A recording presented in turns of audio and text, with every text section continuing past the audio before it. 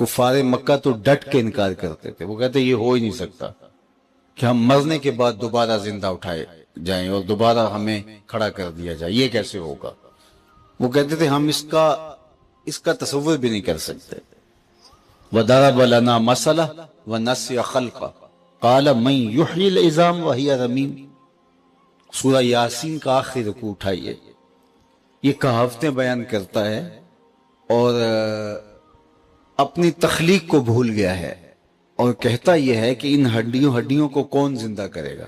نضر بن حارث ایک کافر تھا، وہ قبرستان میں گیا، کسی پرانی قبر کی شکستہ ہڈی اٹھا لایا اور حضور علیہ السلام کے سامنے کھڑا ہو گیا، اور اس ہڈی کو ایسے توڑتا ہے اور اس کے ریزے زمین پہ گرتے ہیں، اور پھر حضور سے مخاطبت کرتے ہوئے کہتا ہے کہ اس ہڈی کو کون زندہ کرے گا جو میرے ہاتھوں کا لمس بھی گوارا نہیں کر پا رہی، میں چھوتا ہوں تو وہ ریزہ ریزہ ہو کے گر رہی ہے۔ من یحیی العظام وہی رمیم، اس ہڈی کو کون زندہ کرے گا، ان ہڈیوں کو کون دوبارہ حیات بخشے گا جب یہ اتنی شکستہ ہو گئی ہیں کہ میرے ہاتھوں کا لمس بھی گوارا نہیں کر پا رہے۔ جواب کتنا دل آویز اور کتنا زوردار ہے۔ قل یحییھا الذی انشأھا اول مرہ وہو بکل خلق علیم۔ محبوب فرما دو اب تو یہ ہڈیاں موجود ہیں، اگرچہ شکستہ ٹوٹی ہوئی بھربھری سی ہیں، ہڈیاں موجود ہیں۔ جب ہڈیاں بھی نہیں تھی، جس نے انسان بنا لیا وہ ہڈیوں کو جوڑ کے بھی بنا لے گا۔ اب تو میٹیریل موجود ہے لیکن بکھرا پڑا ہے، شکستہ ہے۔ جب میٹیریل بھی نہیں تھا، مادہ بھی نہیں تھا، انسان کا نقشہ بھی نہیں تھا، هل اتی علی الانسان حین من الدہر لم یکن شیئا مذکورا، انسان قابل ذکر چیز ہی نہیں تھا، تو اس نے انسان کو بنایا اور اس کو بولنے کا سلیقہ دیا، اس کو بات کرنے کا طریقہ دیا، اس کو فہم و ادراک کے اجالے بخشے، اس کے ہاتھوں میں قوت بخشی پکڑنے کی، اس کی ٹانگوں میں چلنے کا انداز رکھا، اس کو دھڑکتا ہوا دل دیا جو جذبات سے بھرا ہوا ہے، اس کو خوبصورت صورت اور شکل عطا کی، اس کو دماغ دیا۔ یہ اتنا کچھ حضرت انسان کو اس نے عطا کیا، اور یہ مٹی کے بجتی ہوئی مٹی سے بنایا گیا، تخلیق کیا گیا انسان ہے۔ تو جب کچھ بھی نہیں تھا تو اس نے انسان بنا لیا، میٹیریل اور مادہ بھی نہیں تھا، تو اب تو بکھرا ہوا ہے۔ اور یہ بات وہ کر رہا ہے وَضَرَبَ لَنَا مَثَلًا وَنَسِيَ خَلْقَهُ، جو اپنی تخلیق کو بھول گیا ہے۔ اسے اگر یاد ہو کہ میں کیسے پیدا ہوا ہوں، کس طرح ننھی بوند سے رحم مادر میں نشأت ہوئی ہے، اگر اس کو یہ یاد ہوتا تو وہ یہ سوال نہ کرتا کہ ہڈی کو زندہ کون کرے گا۔ جس نے 2 بوند پانی سے انسان بنایا وہ ہڈی کو بھی انسان بنا لے گا، اس کے لیے کیا مشکل ہے؟ تو کہا یہ سوال کر اس لیے رہا ہے کہ ضرب لنا مثلا ونسی خلقہ، یہ اپنی تخلیق کو بھول گیا ہے، اس کو وہ پروسیس یاد نہیں رہا جو اس کے ساتھ ہوا ہے، اور آج یہ بولتا ہے، بات کرتا ہے، گفتگو کا سلیقہ ہے، آج اس کی چھاتی میں زور ہے، آج اس کے ہاتھوں میں طاقت ہے، شیروں کو نچا لیتا ہے، ہاتھیوں کو بٹھا لیتا ہے، آج پوری کائنات اس کے اشاروں پہ ہے، زمین کو مسخر کر رہا ہے، چاند کی چھاتی پہ قدم رکھنے جا رہا ہے، لیکن بھول گیا ہے کہ یہ خود پیدا کیسے ہوا تھا۔ تو اگر اسے یاد ہوتا تو یہ سوال ہی نہیں بنتا تھا کہ کیسے دوبارہ ہڈی کو جوڑا جائے گا۔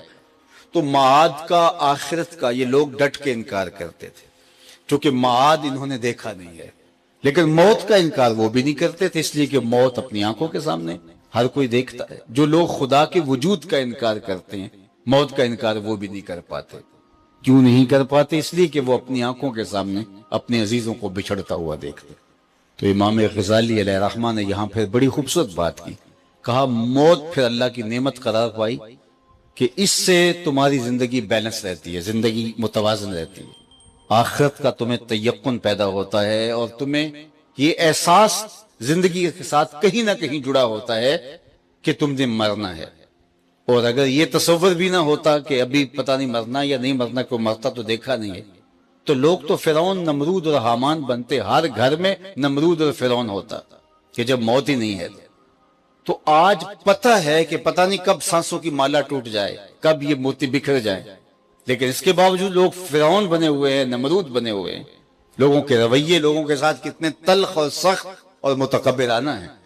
اور جب یہ ہوتا کہ پتہ نہیں مرنا ہے کہ نہیں مرنا اور اس کا یقین ہی نہ ہوتا تو پھر بتاؤ کہ اس معاشرے کو کس طرح سے کنٹرول کیا جاتا. تو موت ایک ذریعہ ہے، ایک تنبیہ ہے. اور پھر جب ہم اپنے عزیزوں کو بچھڑتے ہوئے دیکھتے ہیں اپنی آنکھوں کے سامنے تو ایک لمحے کے لیے ہم اپنے آپ کو اس تصور میں لے جاتے ہیں کہ ہم بھی یوں مٹی کا رزق بننے والے ہیں، ہم بھی یوں ہی اس خاک کی چادر اوڑھ کے سونے والے ہیں.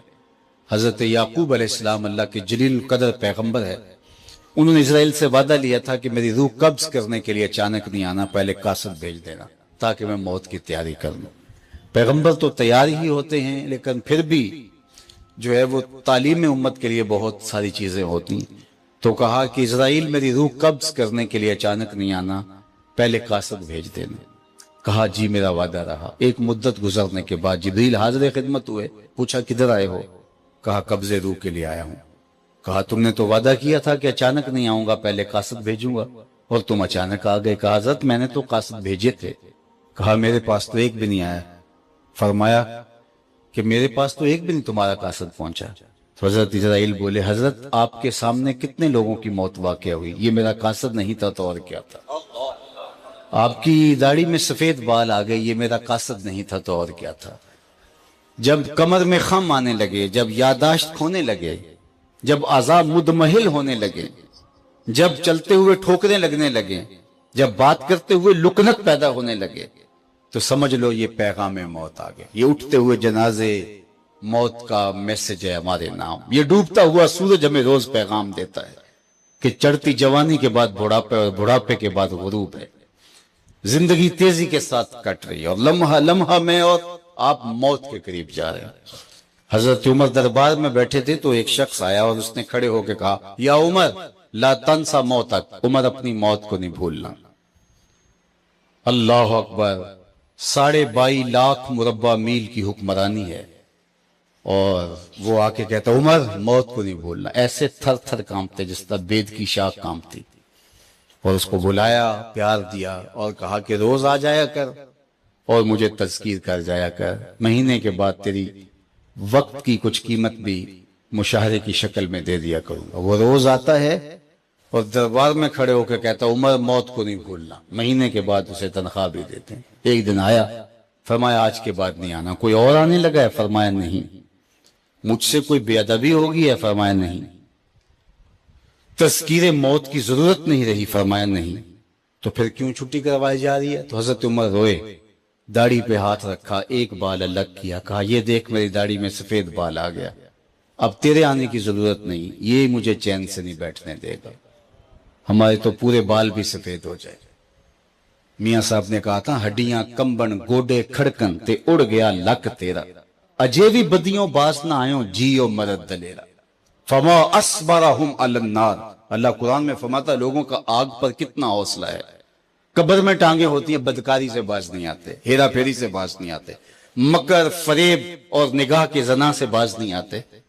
جبکہ ایک بال سفید آ گیا، کہا میاں اب تیرے آنے کی ضرورت نہیں ہے، اب یہ بال ہی مجھے چین سے نہیں بیٹھنے دے گا. یہ موت کا میسج میرے نام آ گیا، یہ پیغام آ گیا موت کا.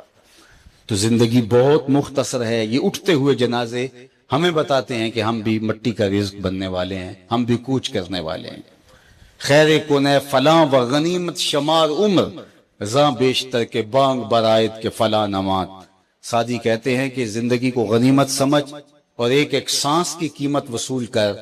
اس سے قبل کے مسجدوں میں پکار آئے اور لوگ آواز دینے لگیں کہ فلاں بھی چلا گیا، فلاں کا اتنے بھائی جنازہ ہوگا. یہ آواز تو آنی ہے، آج نہیں تو کل.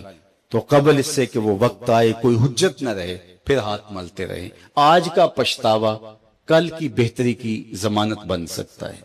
کل کا پچھتاوا سوائے حسرت بڑھانے کی اور کچھ نہیں ہوگا. وقت پر کافی ہے ایک قطرہ بھی آب خوش ہنگام کا، جل گیا جب کھیت برسا می تو پھر کس کام کا. آپ تو دیہات میں رہتے ہیں تو دیہاتی لوگ کہتے ہیں جب زمین وتر میں ہو تو اس وقت تخم عمل ڈال لو، بیج ڈال لو تاکہ پھر کٹائی کے موسم میں کچھ ہاتھ آ جائے. لیکن اگر زمین وتر سے نکل گئی تو پھر کیا فائدہ.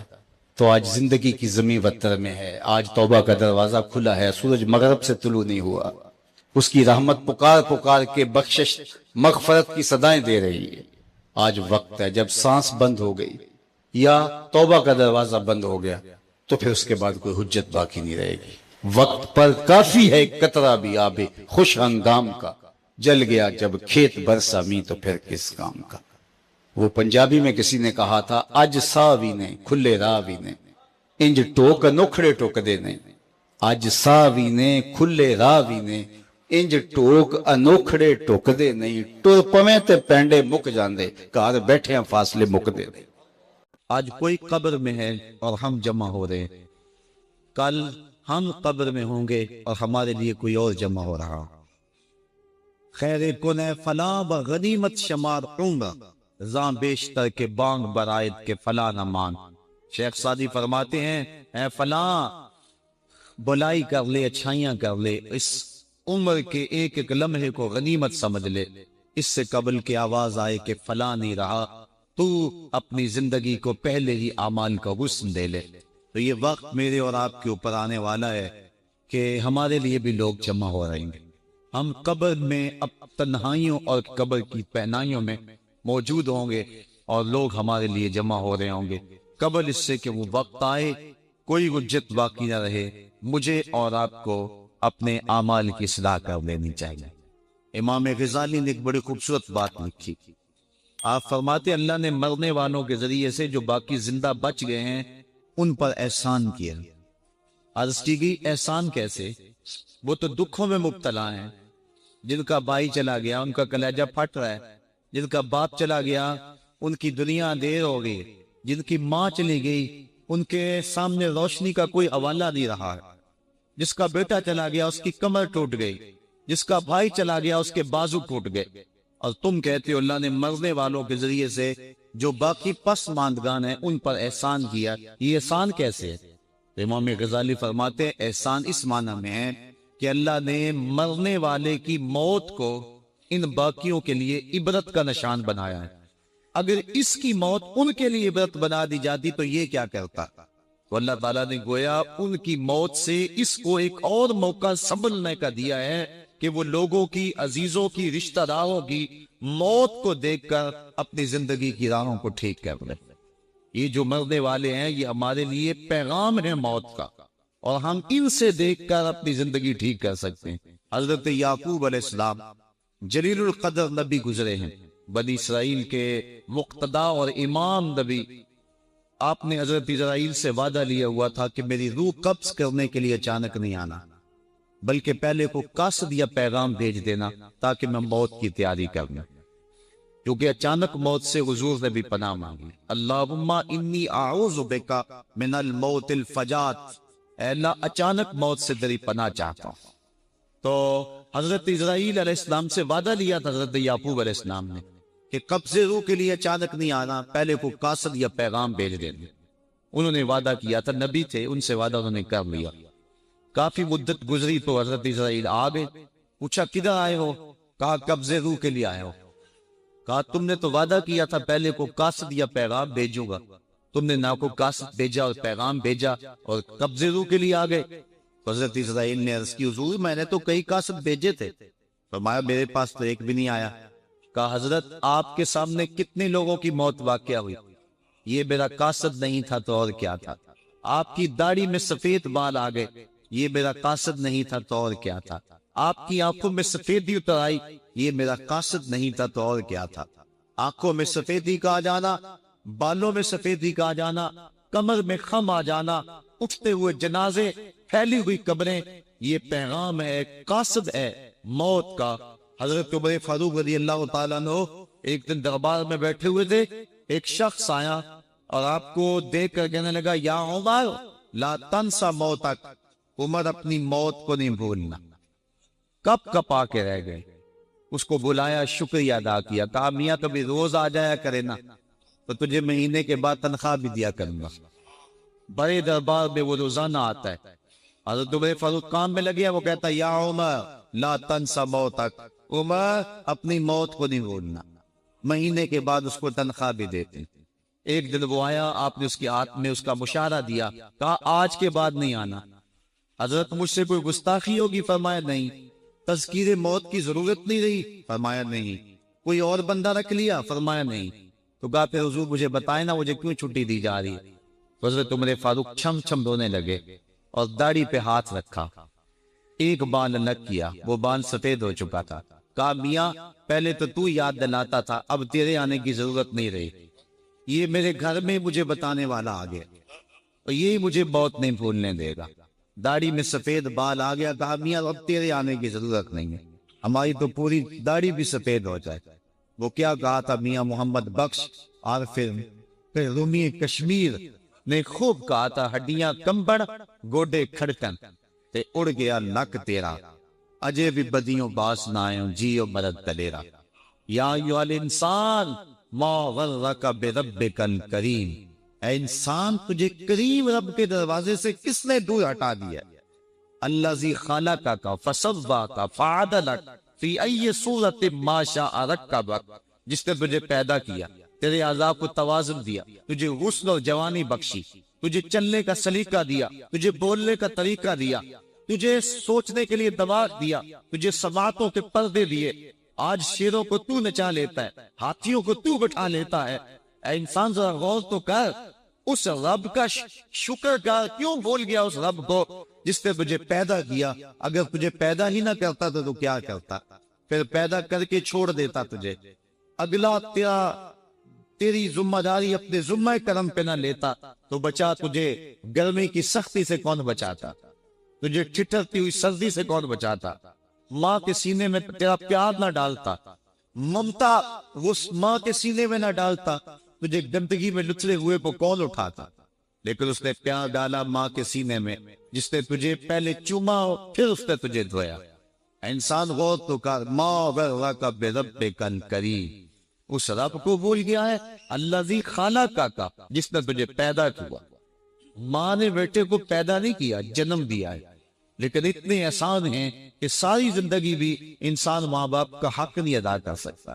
جس ماں نے جنم دیا ہے اس کے حق نہیں ادا ہو سکتے، تو جس رب نے تخلیق کیا ہے اس کے حق کیسے ادا ہو؟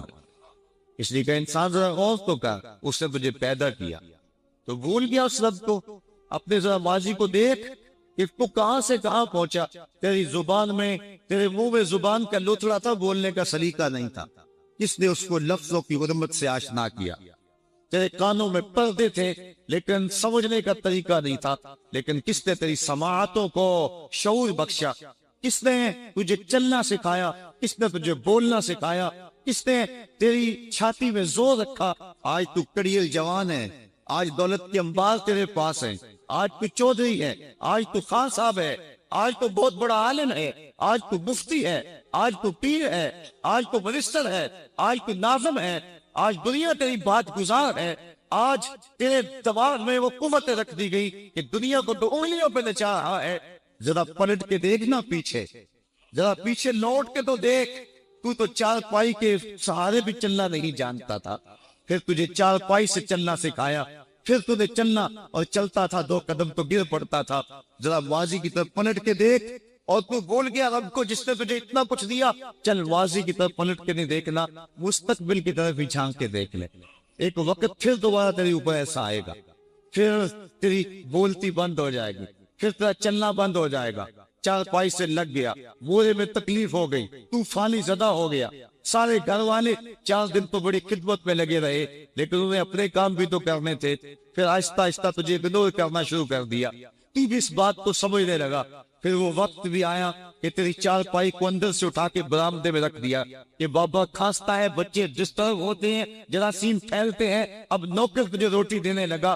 شام کو بیٹا آتا ہے، 2 لمحے کھڑا ہوتا ہے، پھر اپنے بیڈ روم میں چلا جاتا ہے، تو اس کی صرف کو ترستا رہتا ہے۔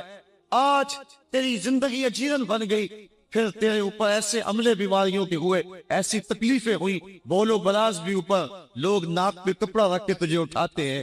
اس وقت تو اپنی زندگی سے تنگ آ گیا، تو کہتا ہے ڈاکٹر کو لگا زہر کا ٹیکہ، مجھے موت آ جائے۔ بتا ہم تجھے موت بھی نہ دیتے تو کیا کرتا؟ ہم نے تجھے زندگی دی تھی، یہ ہمارا احسان، اور اب تمہیں موت اگر دیں گے تو یہ بھی ہمارا احسان ہے۔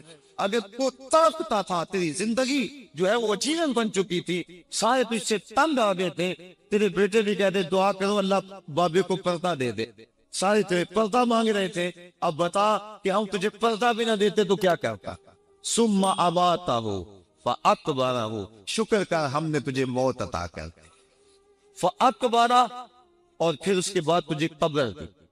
کتا بھی تو مرا تھا، گھسیٹ کے روڑی پہ ڈال دیا، بکری بھی تو مری تھی، گھسیٹ کے روڑی پہ ڈال دیا، تجھے بھی روڑی پہ ڈال دیا جاتا تو کیا تھا؟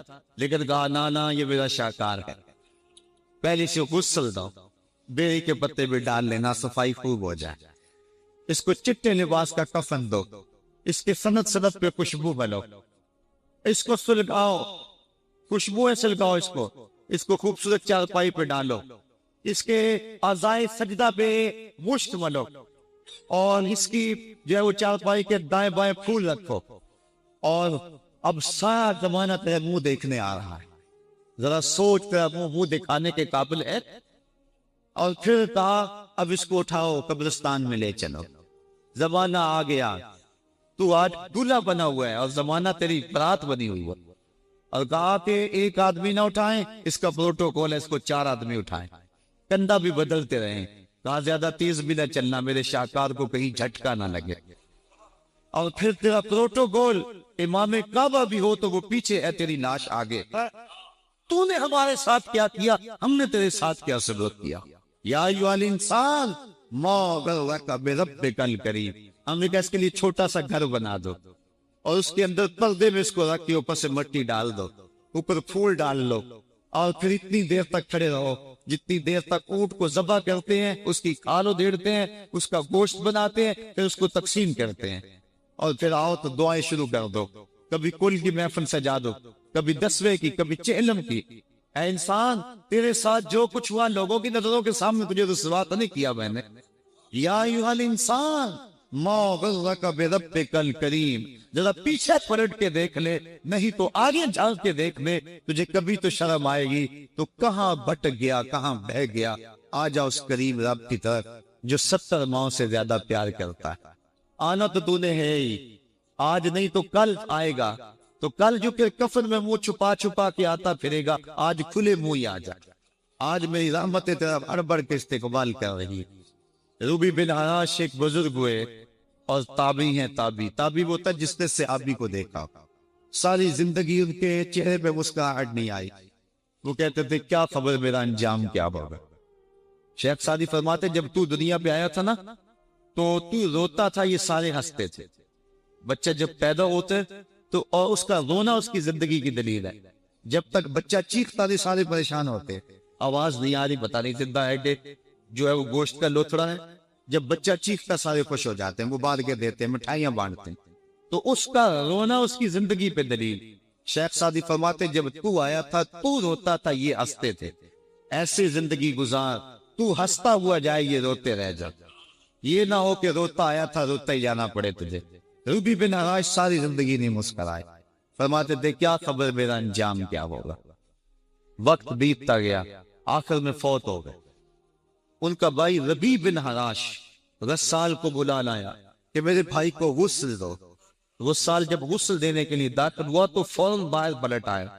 ربیع پوچھنے لگا کیا ہوا ہے؟ کہا یا تیرا بھائی بڑا عجیب ہے۔ کہا ہوا کیا ہے؟ کہا نحنو نغتسلہ وہو یتبسم، ہم اسے غسل دیتے ہیں وہ آگے سے مسکراتا ہے۔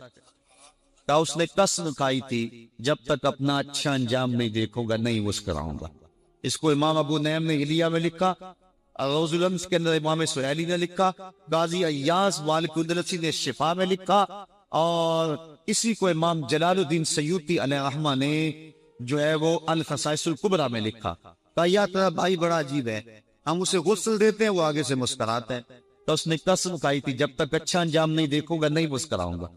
آج اس نے اپنا اچھا انجام دیکھ لیا تبھی تو مسکرا رہا ہے۔ 12 لوگوں کے 2 گروہ بن گئے، ایک کہنے لگے کہ یار یہ ویسے گڑی ہوئی بات ہے، بھلا کوئی بندہ مرنے کے بعد بھی مسکرا سکتا ہے۔ ایک گروہ کہتا ہے یار بندہ بڑا اچھا تھا، ہو سکتا ہے کہ مرنے کے بعد مسکرایا ہو، زندگی تو اس نے دکھ سے گزاری لیکن بعد میں تو سکھ ملا ہوگا۔ اتنے میں انہیں غسل دے دیا گیا، لوگ اکٹھے ہو کے ان کے گھر آ گئے، انہیں کفن دے کے پٹڑے پہ ڈال دیا گیا۔ ربیع بن حراش نے جب لوگ باتیں کر رہے تھے، کوئی کہنا تھا صحیح ہے کوئی کہتا ہے غلط تھا، تو اس نے کفن سے ہاتھ باہر نکالا اور لوگوں کو کہا السلام علیکم، لوگوں نے کہا وعلیکم السلام، اتتکلم بعد الموت، عجیب بات ہے، مرنے کے بعد باتیں کر رہے ہو؟ قال نعم اتکلم بعد الموت، کہا ہاں میں مرنے کے بعد ہی باتیں کر رہا۔ عرش فرش تے با تے مکے پہ گیا شور، بلے شاہ سا مرنا نہیں تے گور پہ آ کوئی غور، فَلَنُحْيِيَنَّهُ حَيَاتًا طَيِّبَةً، ان کو حیات طیبہ بخش دی جاتی ہے جو اللہ کے نام پہ اپنی زندگی گزار دیتے ہیں۔ میرا رب کہتا ہے کہ میں ان کو مرنے نہیں دیتا، ان کو ستھری اور پاکیزہ زندگی دیتا ہوں۔ اور اقبال کہتا ہے فطرت ہستی شہید آرزو رہتی نہ ہو، خوب تر پیکر کی اس کو جستجو رہتی نہ ہو، موت کو سمجھا ہے غافل اختتام زندگی، یہ ہے شام زندگی صبح دوام زندگی۔ تو کہا ہاں مرنے کے بعد باتیں کہو۔ لوگوں نے کہا بتا پھر تیرے رب نے تیرے ساتھ سلوک کیا کیا؟ تو ربی جو فوت ہو چکا ہے کہتا ہے استقبلنی ربی غیر غضبان واستقبلنی بروح بریئان، کیا پوچھتے ہو، اس کے قدرت والے چہرے پہ کوئی غصہ نہیں، اس نے روح و ریحان کے پھولوں کے ہار میرے گلے میں ڈالے۔ لوگوں نے باتیں پوچھنا شروع کر دی، موقع مل گیا، ایک مردہ بول پڑا، کوئی ادھر کی پوچھ رہے کوئی ادھر کی پوچھ رہے۔ امام ابو نعیم لکھتے ہیں کہ جب لوگوں نے سلسلہ کلام طویل کر دیا تو ربی بن حراش نے کہا اجلوا بی ولا تؤخروا بی لأن ابا القاسم ينتظر علی الصلاۃ، دیر نہ کرو مجھے جلدی جلدی قبرستان میں لے جاؤ، تم مجھے باتوں میں لگا رہے ہو، امام الانبیاء میرے جنازے کا انتظار کر رہا۔ لوگوں نے جنازہ پڑھا اور اپنے گھروں میں آنے کی بجائے سیدھا ام المومنین حضرت عائشہ صدیقہ رضی اللہ تعالی عنہا کی چوکھٹ پہ چلے گئے اور جا کے سارا ماجرا کہا۔ وہ بھی بقید حیات تھی، کہ ایک آدمی نے مرنے کے بعد یوں باتیں کی ہیں، آپ اپنی رائے بتائیں کہ یہ کیا ہو سکتا ہے؟ تو ام المومنین رضی اللہ تعالی عنہا نے فرمایا تم کیوں پریشان ہو گئے ہو؟ میرے سرتاج آقا فرما گئے ہیں کانا رجل من امتی یتکلم بعد الموت، میری امت میں ایسے مرد بھی ہوں گے جو مرنے کے بعد باتیں کیا کریں۔ تو وہ لوگ جنہوں نے اپنی زندگی اللہ کے نام لگا دی اور اس کے ذکر کے نام لگا دی، وہ مرنے کے بعد بھی ابدی اور سرمدی زندگی پاتے ہیں۔ اور جو لوگ اللہ سے بے بہرہ ہیں، اس کی خشیت سے جن کا سینہ خالی ہے اور دین کا چراغا جن کے سینے میں نہیں ہے، وہ چلتے پھرتے بھی مردہ ہیں۔ ان کے سینے میں دھڑکتا ہوا دل تو ہے لیکن تمانیت کا نور اس میں نہیں رکھتے ہیں۔ وہ دھرتی کے اوپر چلتے تو ہیں لیکن دھرتی کا بوجھ ہیں، لیکن یہ لوگ وہ دھرتی کی چھاتی میں ہیں لیکن دھرتی کا وقار ہے۔ ان کی قبروں سے بھی زندگی پھوٹ رہی ہے اور ضیائیں پھوٹ رہی ہیں۔ میں جب بھی کبھی لاہور گیا ہوں تو ایک منظر مجھے اپنی طرف کھینچتا ہے، جب میں دریائے راوی کے اس پار ہوتا ہوں تو میں ایک قبر دیکھتا ہوں جس پہ حسرتیں برس رہی ہیں۔ وہ بر صغیر کا مطلق العنان حکمران جس کی اشعاع ابرو سے ہندوستان کی تقدیر بدلتی تھی، آج چند تاش کھیلنے والی ٹولیاں اس کی قبر پہ بیٹھی ہیں۔ اس کی محبوب بیوی جو بادشاہ کے پیچھے بیٹھتی تھی اور پردہ پیچھے لٹک رہا ہوتا، بادشاہ کا کوئی فیصلہ اسے ناگوار ہوتا، پیچھے سے وہ کمر ٹھوکتی، بادشاہ فیصلے بدل لیتا۔ جس کے اشارہ ابرو سے ہندوستان کی تقدیر کے فیصلے تبدیل ہوتے تھے، اس کی قبر بھی ساتھ ہی اندھیرے میں۔ اور اس کی بیٹی کی قبر کے اوپر زیب النساء کے مقبرے پہ لکھا ہے بر مزار ماں غریب ماں، نہ چراغے نہ گلے، نہ پرے پروانہ سوزد، نہ صدائے بلبلے۔ ہم غریبوں کی قبر پہ کون چراغ جلانے آئے گا، کون پھول ڈالنے آئے گا؟ نہ کوئی بلبل گیت گانے آئے گی اور نہ کوئی پروانہ پر جلانے آئے گا۔ یہ وہ جو مطلق العنان تھے، یہ ان کی قبر کی کہانی سنائی۔ اور جب میں دریائے راوی کا کنارہ پار کرتا ہوں تو ایک لوح مزار وہ بھی ہے جہاں جلی حروف پہ لکھا ہے گنج بخشے فیض یادہ، مظہر نور خدا، ناک سارا پیر کامل، کامراں را رہنما۔ جب زندگی ایک طرح کی نہیں ہوتی تو پھر موت بھی ایک طرح کی نہیں ہوتی۔ جب دنیا پہ رہنے والے لوگ ایک طرح سے زندگی نہیں گزارتے تو ان کی برزخ بھی ایک طرح کی نہیں ہوتی۔ تو یہ ہیں وہ لوگ جن کی قبروں پہ آج بھی چراغاں ہیں، جن کے نام کا آج بھی تنتنا ہے۔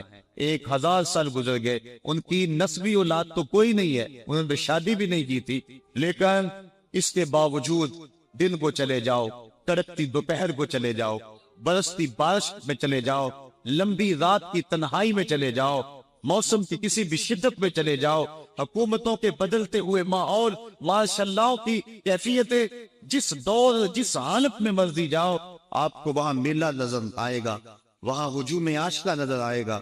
ارے میں گسارو سویرے سویرے، خرابات کے گرد پھیرے بپیرے، کبھی اس طرف بھی گزر کر تو دیکھو، بڑی رونقیں ہیں فقیروں کے ڈیرے۔ تو وہ لوگ جنہوں نے اپنی زندگی اپنے مالک کے نام گزاری وہی زندہ ہیں، وہ سرمدی اور ابدی زندگی پائے ہوئے ہیں۔ صاحبو، آپ میرے اور آپ کے پاس سانسوں کا موقع موجود ہے، ورنہ یہ سانسیں تیزی کے ساتھ پگھل رہی ہیں۔ میں کل امام راضی کو پڑھ رہا تھا، وہ کہتے ہیں ایک بزرگ فرماتے ہیں مجھے سمجھ نہیں آ رہی تھی ان الانسان لفی خسر کی، کہ بے شک انسان گھاٹے میں ہے۔ تو میں سوچ رہا تھا کیسے گھاٹے میں ہے، تو کہا کہ مجھے سمجھ اس طرح آئی کہ میں بازار گیا، میں نے ایک شخص کو دیکھا جو پھٹے پہ برف رکھ کے بیچ رہا تھا، اور آواز کیا لگا رہا تھا، ارحمو ارحمو من یذوب راس مالہ، اور رحم کرو اس بندے پہ، اگر تم نے تھوڑی بھی دیر لگا دی اور میرے سے سودا نہ خریدا تو میرا جو راس المال ہے میرا وہ بھی لٹ جائے گا، کیونکہ برف تو میری پگھلی جا رہی ہے، اور اگر تم نے خرید لی میری برف تو میرے پیسے کھڑے ہو جائیں گے، اور اگر تم نے میری برف خریدنے میں دیر کر دی تو جو میں نے پیسے لگائے ہیں میرے وہ بھی پورے نہیں ہوں گے۔ تو وہ کہہ رہا تھا ارحمو من یذوب راس مالہ، وہ کہتے مجھے ان الانسان لفی خسر کی سمجھ نہیں آ رہی تھی، اس کے اس جملے کو سن کے سمجھ آ گئی کہ انسان جلدی جلدی اپنی سانسوں کو گوا رہا ہے، اسے چاہیے کہ جلدی جلدی ان سانسوں سے کام لے لے، ورنہ یہ سانسوں کی برف پگھل جائے گی اور اس کی یہ پونجی بھی برباد ہو جائے گی۔ تو صاحبو، میں اور آپ لمحہ لمحہ موت کے قریب ہو رہے ہیں، لمحہ لمحہ موت کے قریب ہو گئے۔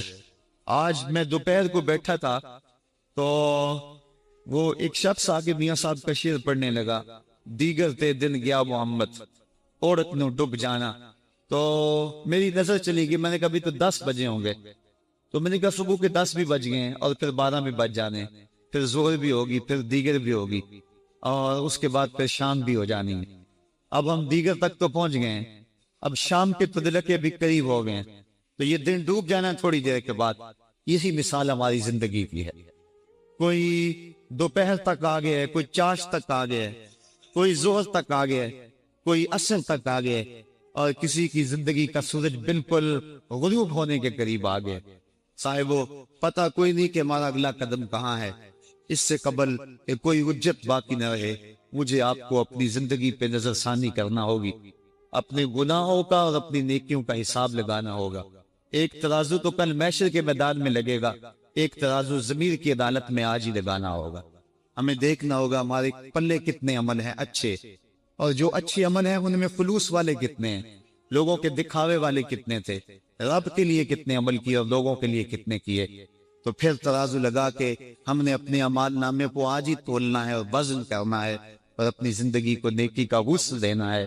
وقت کٹ رہا ہے، زندگی لمحہ لمحہ موت کے قریب ہو رہی ہے، قبل اس سے کہ کوئی حجت باقی نہ رہے ہم ہاتھ ملتے رہ جائے، پچھتاتے رہ جائے تو کیا فائدہ ہوگا۔ بلکہ میں نے تو پڑھا کتابوں میں، علماء لکھتے ہیں قیامت کے دن تو نیکوکار بھی پچھتائیں گے، بدکاروں نے تو پچھتانا ہی پچھتانا ہے، نیکوکار بھی پچھتائیں گے۔ بدکار تو اس لیے پچھتائیں گے اور اتنے گناہ کیوں کیے، تو نیکوکار کیوں پچھتائیں گے؟ جب وہ اپنے اچھے اعمال کی جزا دیکھیں گے تو وہ پچھتائیں گے، ہائے جو چند لمحے ضائع ہو گئے وہ بھی کیوں ضائع ہو گئے، وہ بھی میں نے کیوں برباد کر دی، وہ بھی راستے پہ ڈالے ہوئے ہوتے۔ تو آج مجھے آپ کو موقع ہے، دیکھیں قبریں کتنی، قبریں جو ہیں وہ ہمارے کتنے ملنے والے، ذرا نظر دوڑائیں نا، آج ہم کتنوں کو کندھوں پہ اٹھا کے قبرستان چھوڑائے ہیں۔ حضرت غوث اعظم رضی اللہ تعالیٰ عنہ فرماتے ہیں جا کے قبرستانوں میں دیکھو کتنے کتنے حسینوں کی مٹی خراب ہو رہی، جو اپنے بدن پہ ایک چٹکی مٹی نہیں پڑنے دیتے تھے، آج ان کا کفن بھی تار تار ہو گیا، جو اپنے کلف لگے کاٹن کو سلوٹ نہیں آنے دیتے تھے، آج ان کے کفن بھی ٹوٹ گئے ہیں اور ہڈیوں کے جوڑ جوڑ الگ ہو گئے۔ تو وقت ہمارے اوپر وہ آنے والا ہے، کسی نے آج تک موت کا انکار نہیں کیا۔ میں نے لوگوں کو خدا کا انکار کرتے دیکھا، آپ نے بھی دیکھا، لیکن کوئی موت کا آج تک انکار کرتا نہیں دیکھا گیا۔ موت اپنا آپ منوا لیتی ہے، میں اور آپ موت کے بتدریج قریب ہو رہے ہیں، ہمارا اٹھنے والا ہر قدم ہمیں موت کے قریب کر رہا ہے۔